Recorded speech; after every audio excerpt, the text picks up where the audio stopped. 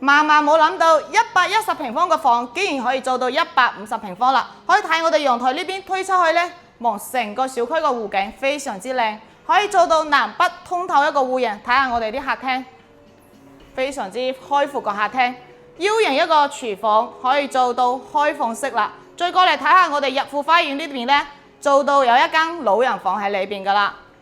贈送面積係非常之多嘅，可以做到130嘅使用率非常之高。依家我哋去休息區呢邊睇下，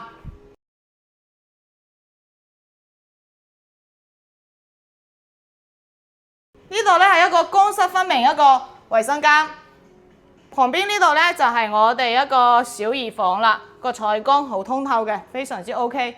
過嚟呢度咧就係我哋主人房啦。主人房咧可以做到南北通透，而且咧可以做我哋嘅衣帽間、洗手間喺呢邊，270度嘅一個飄窗嘅位置，非常之靚，通透性 OK 冇問題嘅。對呢套房感興趣咧，可以喺評論區留言啦，我 send 啲資料俾你，拜拜。Nice。